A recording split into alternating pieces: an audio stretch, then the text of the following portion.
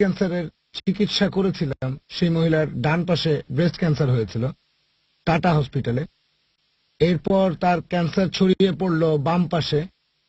আমি যখন সেই মহিলার ফটো তুললাম তখন আত্মা সম্পর্কে জানতে পারলাম। বিভিন্ন পশু আমরা যেগুলা খাই, আর একটা পশুর আত্মা, এটা থাকে সেই পশুর শরীরের ভেতরে। এটা এক ধরনের এনার্জি। এখন এই ইলেকট্রোম্যাগনেটিক এনার্জি, এটা 99% শারীরিক সমস্যার কারণ। ধরেন মোবাইল খুব বিপজ্জনক। ভারতের 100 কোটি মানুষকে মেরে ফেলার জন্য শুধু মোবাইল ফোনই যথেষ্ট। আমাদের সরকার আর মেডিকেল সায়েন্স এই আধ্যাত্মিক বিজ্ঞানটা জানে না। অদৃশ্য এনার্জি মানে ইলেকট্রোম্যাগনেটিক এনার্জি, যে কোনো ইলেকট্রিসিটি। ভাই ডক্টর জাকির নায়েক মেডিকেল আর বিজ্ঞানের ছাত্র। আমি আপনাকে বলবো এই ভূমিকা বাদ দিয়ে সরাসরি প্রশ্নটা করেন। আমি আসলে বলছি নন ভেজ খাওয়ার কথা। এখানে পদ্ধতিটার কথা বলা হয়েছে যে কিভাবে পশুকে হত্যা করা হবে। যদি হত্যা করা হয় এক কোপে, তাহলে আত্মা বেরিয়ে যাবে, এনার্জি বেরিয়ে যাবে। সেই মাংস খেলে কোনো সমস্যা হবে না। কিন্তু যদি সঠিকভাবে কাটা না হয়, নিষ্ঠুরভাবে জবাই করা হয়, এনার্জি তখন মাংসেই থেকে যায়। আর সেই মাংস খেলে আপনি সেটা বুঝতেও পারবেন না। যদি কাটা হয় খাড়া দিয়ে অথবা কাটা হয় কোনো ফ্যাক্টরিতে, তখন পশুটার আত্মা বেরিয়ে যায়। সেই মাংস খেলে কোনো সমস্যা হবে না। কিন্তু যদি সঠিকভাবে কাটা না হয়, তাহলে আপনার হতে পারে ক্যান্সার, প্যারালাইসিস, অ্যাটাক। এরকম ঘটনা আমি ঘটতে দেখেছি গত 10 বছর ধরে। ফটোগ্রাফও আছে। তাহলে এখন ব্যাপারটা হলো এই যে, আমি উত্তর দেব। এবার আমি বলি, ভাই আপনি প্রশ্ন করলেন যে আপনি একজন মুসলিম মহিলার ব্রেস্ট ক্যান্সার সারিয়েছেন, তারপর মহিলার বাম দিকে ক্যান্সার ছড়ালো, আপনি সেটাও সারিয়েছেন।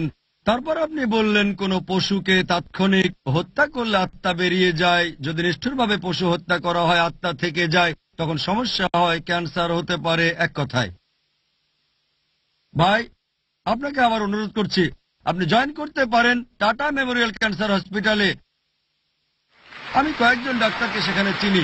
আমি আপনাকে বলতে পারি, ভারতের সরকার একটা আইন করেছে, ড্রাগস অ্যান্ড ম্যাজিক রেমেডি 1954। সেখানে বলা হয়েছে যে অনেক অসুখের কোনো চিকিৎসা নেই, সেখানে কোনো কিছুই বলা যায় না। আর এটা হলো 99%।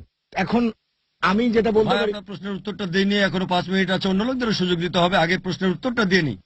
সরকার আপনাকে অনুমতি না দিয়ে ঠিকই করেছে, কারণ আমরা চাই না হসপিটালে আরো সমস্যা বেড়ে যাক। আমাদের যেটা করতে হবে, মেডিকেল সায়েন্স তো মাত্র, তাহলে এখানে দাঁড়িয়ে আছেন কেন? আপনি নোবেল প্রাইজ পেতে পারেন।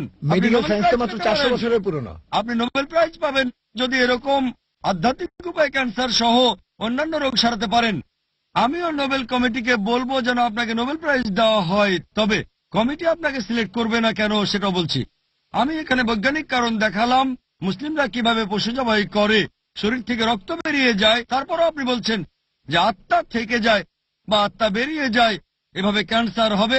ভাই আপনার মেডিকেল জ্ঞান খুবই দুর্বল। আমি মেডিকেলের ছাত্র না, আধ্যাত্মিক বিজ্ঞান আমাদের বলে যে রক্তের মধ্যে প্রচুর পরিমাণে ব্যাকটেরিয়া, জীবাণু আর টক্সিন থাকে। যদি ইসলামিক নিয়মে জবাই করি, রক্ত বেরিয়ে যায়, টক্সিনও বেরিয়ে যায়, অসুখ হওয়ার সম্ভাবনা কম থাকে। আপনি বললেন উল্টোটা। আপনি কোন বিজ্ঞান সম্পর্কে বলছেন বুঝতে পারছি না। আমি একজন মেডিকেল ডাক্তার, আমার MBBS ডিগ্রি আছে।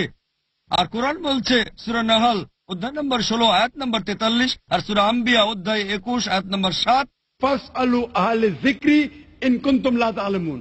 যদি তোমরা না জানো তাহলে জ্ঞানীদেরকে জিজ্ঞেস করো। এটা হচ্ছে আমার স্পেশালিটি। আপনি নিজের ইচ্ছে মতো যা খুশি করতে পারেন, আপনি যেমন খুশি প্র্যাকটিস করতে চান। তবে আমি বৈজ্ঞানিক কারণ দেখাচ্ছি যে কেন এটা করি। আর সেজন্য ইসলামিক নিয়মে জবাই এটা অনেক ভালো, এটা অনেক বেশি স্বাস্থ্যসম্মত, মাংসও টাটকা থাকবে অনেক সময় ধরে। আশা করি উত্তরটা পেয়েছেন।